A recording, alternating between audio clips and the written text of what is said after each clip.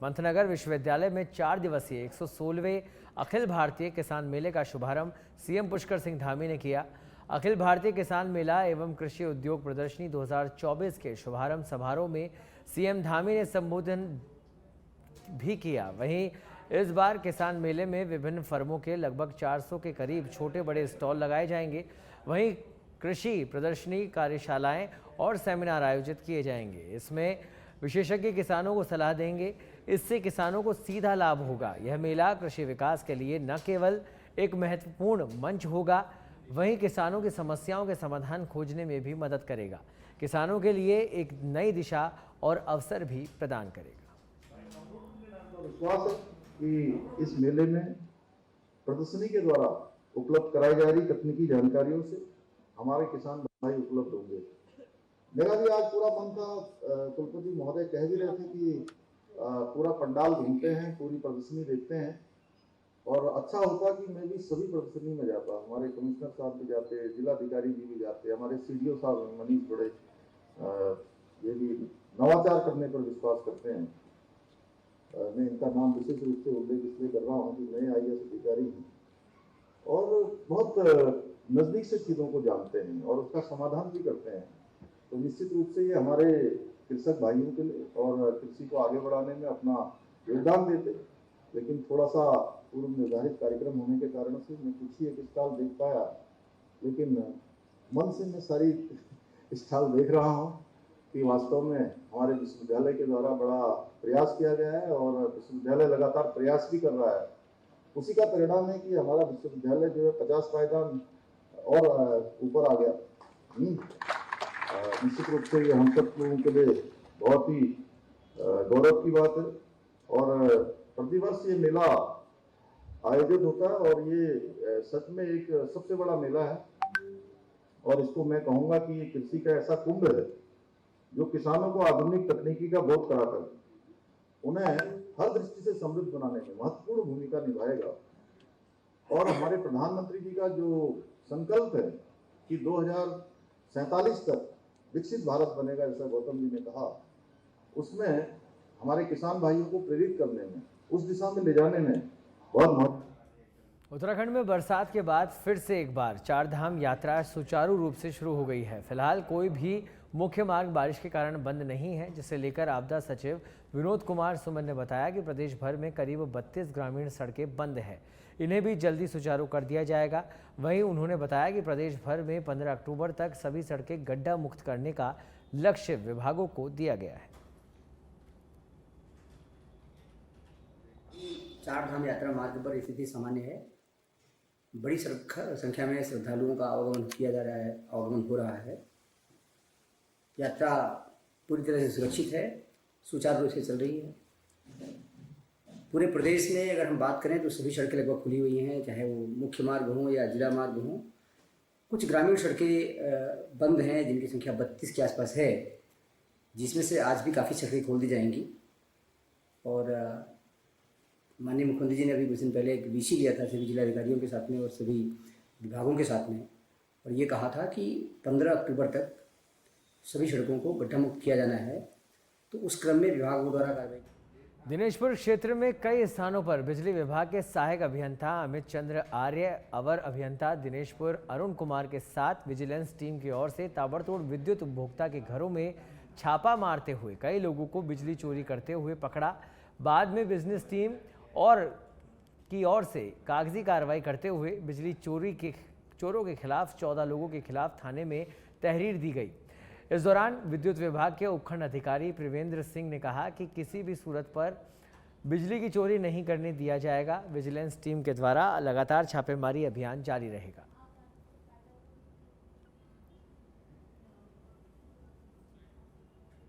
आज विद्युत सुरक्षा टीम के साथ सम्मिलित में विद्युत चेकिंग अभियान के दौरान क्या कहते हैं आनंदखेड़ा, हरदासपुर और चितरंजनपुर गाँव में चेकिंग की गई हैं, जिसमें कई लोग संदिग्ध में पाए गए हैं, जिनके खिलाफ कानूनी कार्रवाई भी की जाएगी और चेकिंग रिपोर्ट उन पर जुर्माना डाला जाएगा।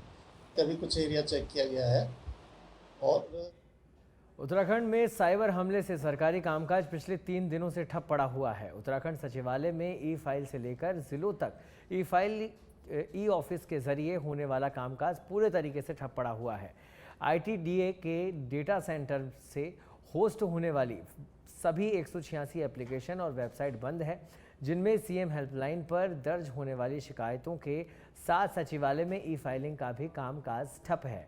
तो वहीं पर्यटन विभाग के एप्लीकेशन भी काम नहीं कर रही है।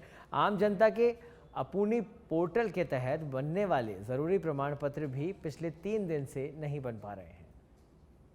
ये वायरस कहाँ से आया या जो सोर्स है वो सोर्स बेसिकली डिटेक्ट कर पाना अभी एनालिसिस, उसका लॉग एनालिसिस बोलते हैं, वो चल रहा है। हमारी टीम्स उसमें लगी हुई है, बट क्योंकि वो एनालिसिस बैकवर्ड्स चलता है कि आज मैं पहले 2 दिन का लॉग देखूंगी, फिर मैं 1 हफ्ते का देखूंगी, 15 दिन का, 20 दिन का, तो वो सोर्स निकालने में भी उस तरीके से हमें टाइम लगेगा।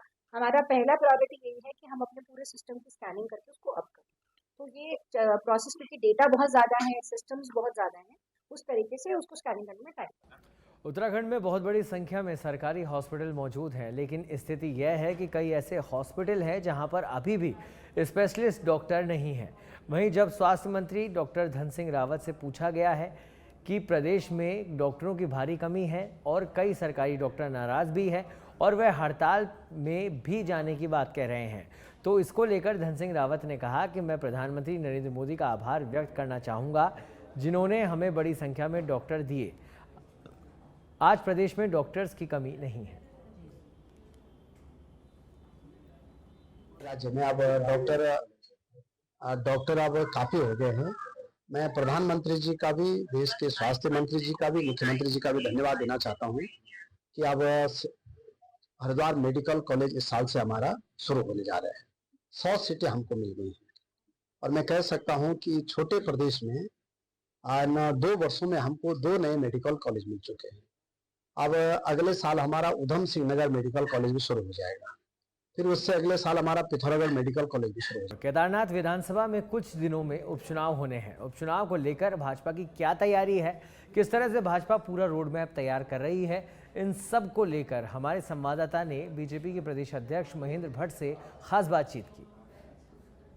उत्तराखंड में एक और उपचुनाव जल्दी होने जा रहा है और केदारनाथ जो विधानसभा है उसमें वो उपचुनाव होगा। भाजपा की क्या तैयारी है, क्योंकि भाजपा ने 5 मंत्री वहां पर लगा रखे हैं और उन 5 मंत्रियों से किस तरह से काम ले रहे हैं, वहां पर किस तरह से पूरा चल रहा है, ये सब हम भाजपा के प्रदेश अध्यक्ष से ही जानते हैं। महेंद्र भट्ट जी हमारे साथ हैं। भट्ट जी, 5 मंत्री आपने वहां पर लगा रखे हैं, यानी कि अगर चुनाव की बात करें तो चुनाव में तो आप फुल फोकस में नजर आ रहे हैं। देखिए, मुझे आश्चर्य इस बात का होता है कि केदारनाथ के चुनाव के दृष्टिकोण से क्यों देखा जा रहा है। केदारनाथ क्षेत्र आपदाग्रस्त क्षेत्र है। केदारनाथ की जनता आभार व्यक्त करे मुख्यमंत्री जी का कि 5 मंडल है, 5 मंडलों में जो मंत्री लोग जा रहे हैं वहाँ की मूलभूत समस्याओं के समाधान के लिए लगे हुए हैं। जब आपदा आती है तो तत्काल सहयोग की आवश्यकता होती है। जब आपदा आती है तो समस्याओं के समाधान के प्रति जनता लालायित होती है। और मैं कह सकता हूँ कि हमारी जो अपेक्षा, भारतीय जनता पार्टी की अपेक्षा है, हम चाहते हैं केदारनाथ के अंदर जो चुनाव उत्साह के साथ हो, निराशा का वातावरण में न हो। और उत्साह तब आता है जब आपदाग्रस्त क्षेत्र को लगता है कि सरकार ने हमारी समस्याओं को सुना है। वोट किसको करना है, क्योंकि जनता का अधिकार क्षेत्र है उसको। लेकिन मैंने अगर 5 मंत्रियों को इस क्षेत्र में भेजा है तो केदारनाथ की आपदा को ध्यान में रखते हुए भेजा है। और मैं चाहता हूँ केदारनाथ के अंदर वहां का जो मतदाता है वो उत्साहपूर्वक मतदान करे और प्रभावशाली मतदान केदारनाथ के अंदर हो। नहीं तो आप और जगह भी और मंत्रियों को भेजेंगे, क्योंकि आपदा तो कई जगह पे आई थी। उत्तरकाशी की बात कर ले हम, अगर अल्मोड़ा की बात कर ले, इन जगह पे भी आई थी, तो बागेश्वर में, तो वहां पे भी आप मंत्रियों को भेजेंगे अभी? हर जगह मंत्री जाते हैं, भेजे भी गए, मुख्यमंत्री ने स्वयं दौरे किए हैं। इसको ऊपर केदारनाथ के अंदर चुनाव होना है और केदारनाथ का चुनाव जो है पूरे मैं कह सकता हूँ भारतवर्ष के अंदर एक बहुत महत्वपूर्ण चुनाव है। वहां के मतदाता में निराशा रहे, वहां का मतदाता आपदा में से उबर न पाए, क्या मतदान में भाग लेगा जी। एक राजनीतिक दल के अध्यक्ष होने के नाते मैंने अपना कर्तव्य समझा कि वहां की, क्योंकि अभी तो कब चुनाव डिक्लेयर होगा, कब वो चुनाव की तिथि आएगी, मैं उस दिशा में नहीं जा रहा हूँ। लेकिन इतना तय है कि जनता की मूलभूत समस्याओं के समाधान के लिए अगर हमने वहां सरकार के तंत्र को लगाया है तो इसका स्वागत करना चाहिए। आखिरकार विरोधी दलों के बाद बचता क्या है? उनको भी हम ही से तो बोलते हैं। सरकार हमारी है, कोई काम के लिए विरोधी दल किसको बोलेगा? बीजेपी को बोलेगा, बीजेपी की सरकार है, हमारे मंत्री को बोलेगा। और हमने मंत्रियों को प्रत्यक्ष गांव के सीमा तक पहुंचाया है, तो जन समस्याओं का समाधान होगा कि नहीं होगा, इसको समझना पड़ेगा। इसलिए जन समस्या समाधान के लिए मंत्री लगाए गए हैं। और माननीय मुख्यमंत्री 6 तारीख को केदारनाथ के अगस्त्यमुनि में जाने वाले हैं। अनेकों जो और समस्याएं, जो राज्य स्तरीय समस्याओं के समाधान जो राज्य स्तर से होने, उनको वहां पर घोषणा करेंगे, वो समाधान भी होगा। और केदारनाथ का मतदाता उत्साहपूर्वक मतदान करे, बड़ी संख्या में मतदान करे, तो इसका वातावरण बनाने की दृष्टिकोण से कार्यक्रम की रचना बनी हुई है। कांग्रेस कह रही है भाजपा डरी हुई है, वो बद्रीनाथ भी हारे थे, वो जो है अब कई चुनाव ऐसे हारे हैं जहां पर उन्हें विश्वास था बहुत ज्यादा कि वो जीतेंगे, और ये चुनाव भी वो हारेंगे, इसीलिए इतनी बड़ी जो है उन्होंने फौज वहां पे लगा दी है। कांग्रेस जीती कहाँ है? अपनी सीट बचाना जीतनी कहलाती। और जहां तक वहां की मंगलोर का विषय है, तो बसपा आ रही है। हम लोग तो मंगलोर में गई थी नहीं, लेकिन कांटे के मुकाबला में कांग्रेस वहां जीत पाई। कांग्रेस ने लोकसभा की 5 सीटें हारी, अब बहुत भारी मतों से हारी। इसलिए कांग्रेस अपने गिरेबान में झांके। भारतीय जनता पार्टी, हम लोग हर चुनाव को बहुत प्रभावी ढंग से लड़ते हैं। हमने बद्रीनाथ को भी प्रभावी ढंग से लड़ा था, और जैसा कि कांग्रेस ने वातावरण तैयार किया था, उस वातावरण के सापेक्ष भी हम लोग बहुत, मैं कह सकता हूँ कि थोड़ी कमी उसमें रही है, हम वो सीट को भी जीतते। और केदारनाथ सीट तो भारतीय जनता पार्टी की है। हमारे कार्यकर्ता वहां रात दिन परिश्रम कर रहे हैं, जन समस्याओं का समाधान सरकार के मंत्रियों द्वारा किया जा रहा है, और विश्वास को कहता हूँ भारतीय जनता पार्टी प्रचंड बहुमत जीते। जी, प्रदेश अध्यक्ष भाजपा के जिस तरह से वो कह रहे हैं कि हम पूरा विश्वास है हमें कि हम वो सीट जीत रहे हैं, और कांग्रेस भी सवाल खड़े कर रही है क्योंकि कांग्रेस कह रही है कि मंत्री आखिर वहां पर इतने सारे क्यों भेजे गए हैं, क्या भाजपा वो सीट हार रही है? लेकिन ये सब चीजें अपने आप तब पता चल जाएंगी जब चुनाव होंगे और जब रिजल्ट सामने आएंगे। मेरे सहयोगी राहुल के साथ योगेश सेमवाल, सच बेधड़क, देहरादून। टिहरी के नरेंद्र नगर में 48वें सिद्धपीठ कुंजापुरी पर्यटन विकास मेले का मंत्री सुबोध उनियाल ने शुभारंभ किया। कार्यक्रम में पहले सीएम के आने का कार्यक्रम था, लेकिन बिजी स्केड्यूल के चलते सीएम नहीं आए। वहीं सीएम ने वर्चुअल माध्यम से जनता को संबोधित करते हुए नवरात्र की बधाई देते हुए कहा कि मेरा मन था कि मैं इस कार्यक्रम में पहुंचूं, लेकिन नहीं आ पाया, और जल्द ही मैं आपके बीच आऊंगा, और हमें अपने त्योहारों और मेलों को संरक्षित करने के लिए खुद भी प्रयास करना चाहिए। वहीं मंत्री सुबोध उनियाल द्वारा जो मांग पत्र दिया गया है उसे आगे बढ़ाया जाएगा। मंत्री सुबोध उनियाल ने कहा, कुंजापुरी मेला हमारी संस्कृति और पर्यटन के साथ ही नरेंद्र नगर के विकास का भी साक्षी है। सीएम किन्हीं कारणों के चलते आज नहीं आ पाए, लेकिन जल्द ही वो कुंजापुरी मेले में पहुंचेंगे।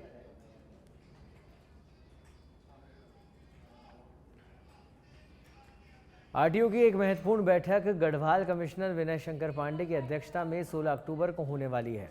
इस बात को लेकर आरटीओ प्रशासन सुनील शर्मा ने कहा कि इस बैठक में कुछ प्रमुख बिंदुओं पर चर्चा होगी, जिसमें देहरादून और हरिद्वार जिलों में डायरेक्ट प्राइवेट बसों की सेवा, टिहरी और उत्तरकाशी जैसे पहाड़ी क्षेत्रों में उपलब्ध कराना जैसे विषयों पर चर्चा की जाएगी। साथ ही उन्होंने कहा कि इसमें नेशनल हाईवे पर पत्थर के टुकड़ों से मार्ग ठीक न होने की वजह से जो बसें नहीं जा पा रही थी, वह अब सरकार के निर्णय लेने के बाद जाएंगी।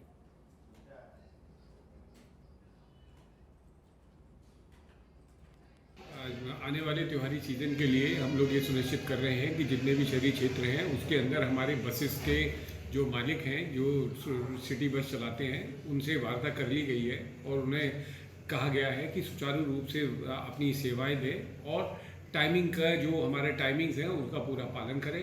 इसके अलावा हम लोग ये स्मार्ट सिटी की जो बसेस चल रही हैं उनको भी फुल कोऑपरेट कर रहे हैं ताकि उनकी सेवाएं जो मुख्य मार्ग है वहाँ से लोगों को आसानी से सेवाएं मिल सकें।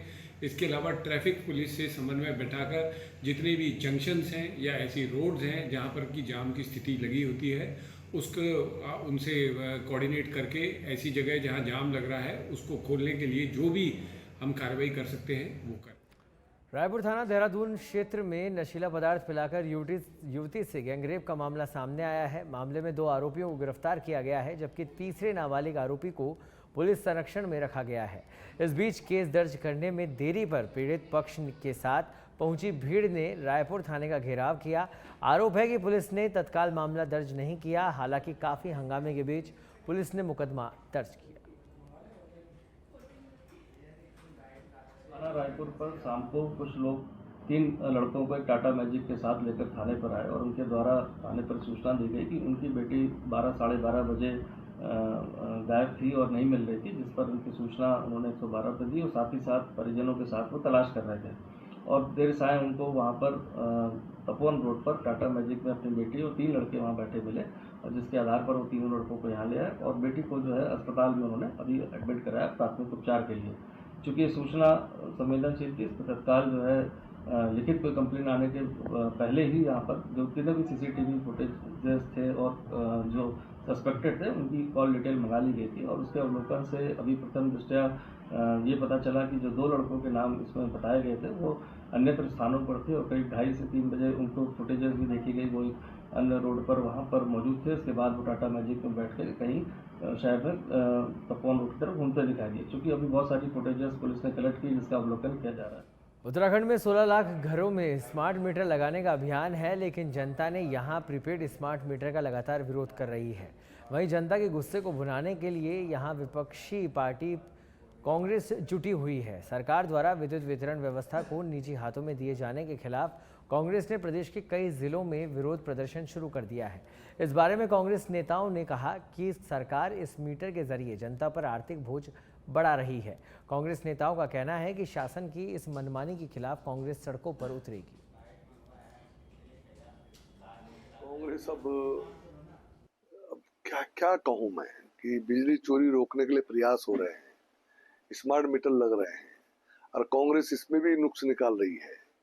तो कांग्रेस क्या चाहती है? क्या वो चोरों के साथ खड़ी है क्या, जो बिजली चोरी कर रहे हैं? या कांग्रेस इस संस्कृति को बढ़ावा देती है क्या? अरे सरकारें उन्होंने भी चलाई है, कुछ अच्छे काम सरकार करती है तो आप सराहना नहीं कर सकते तो चुप तो रह सकते हैं कम से कम। आखिर बिजली का इतना क्राइसिस होता है, समस्या हमारे सामने खड़ी होती है, कई बार हमको बिजली खरीदनी पड़ती है बाहर से, तब हम यहाँ पर आपूर्ति कर पाते हैं। नहीं, ये फिर एक खेल है, फिर पूंजीपतियों को फायदा पहुंचाने के लिए और गरीब जनता को पीसने के लिए ये खेल शुरू कर दिया है। आप मुझे बताइए, जहां जहां स्मार्ट मीटर इन्होंने लगाए वहां से कोई सुखद खबरें आई क्या? उपभोक्ता इतना नाराज, इतना आक्रोशित हैं कि जितना लोगों का बिल आता था उससे दुगुना आ रहा है स्मार्ट मीटर लगाने के बाद। और क्योंकि आप पैसे ले चुके हैं स्मार्ट मीटर वाली कंपनी से, तो आप जबरदस्ती गरीब जनता के ऊपर स्मार्ट मीटर थोप रहे हैं। आप अच्छी बिजली तो दे नहीं पा रहे हैं। अब स्मार्ट सिटी के लिए हमारे देहरादून में सड़कें खुदी, अब स्मार्ट मीटर के लिए फिर से सड़कें खुदेंगी क्योंकि तार सारे अंदर जाएंगे। तो कहीं ना कहीं जो है ये अपनों को लाभान्वित करने के लिए और गरीब जनता पर एक बार और प्रहार करने के लिए स्मार्ट मीटर की कोशिश शुरू की जा रही है। मैं कड़े शब्दों में इसकी निंदा करती हूं और कहीं से कहीं तक इसको जनहित में लिया। सिद्धपीठ और देवालयों की भूमि धर्मनगरी हरिद्वार में मां दुर्गा के अनेक मंदिर हैं। इन्हीं मंदिरों में से एक है यहां का विख्यात मां चंडी देवी मंदिर। हरिद्वार के नील पर्वत पर स्थित चंडी देवी मंदिर में मां भगवती खम्भ रूप में विराजमान है। पावन नवरात्रों के दिनों में मंदिर की अलग ही छटा देखने को यहाँ मिलती है। प्राचीन काल से मां चंडी देवी अपने भक्तों का कल्याण करती चली आ रही है। मान्यता है कि जो कोई भी भक्त सच्चे मन से जो भी वक्त मंदिर में शीश नवाता है, मां चंडी उसकी मुरादें पूरी करती हैं। ऐसे अनेकों भक्त हैं जिनकी मनोकामनाएं पूरी होने के बाद वे दोबारा मां चंडी के दर्शन करने के लिए आते हैं और माता का आशीर्वाद लेते हैं। नील पर्वत पर स्थित चंडी देवी मंदिर पहुंचने वाले भक्त 3 किलोमीटर पैदल चढ़ाई चढ़कर मंदिर में पहुंचते हैं। वहीं कुछ भक्त रोपवे के जरिए भी मंदिर में दर्शन करने के लिए आते हैं। नवरात्रों के दिनों में मंदिर परिसर में भजन कीर्तन और भंडारों के आयोजन भी चलते रहते हैं। हजार वर्षों तक इंद्र आदि देवताओं द्वारा माँ भगवती की आराधना करी। आराधना करने के पश्चात माँ भगवती प्रसन्न हुई। प्रसन्न होने पर इंद्र आदि देवताओं द्वारा माँ भगवती से प्रार्थना करी कि हे भगवती, चिक्षुर चामुर चंड मुंड शुम निशुम आदि दैत्यों द्वारा हमारा जो है राज्य हमसे छीन लिया है, कृपया। मैं आगरा से आई हूँ मैया के दर्शन करने। मैंने कुछ मन्नतें मान रखी थी, मैया ने दर्शन मन्नतें पूरी कर दी। जो मैंने खुद मैया के पास चल के आई हूँ और दर्शन भी बहुत आराम से हो गए यहाँ पे। और प्रॉपर मतलब सीरियल नंबर से जो भी है, बहुत अच्छा मंदिर की जो भी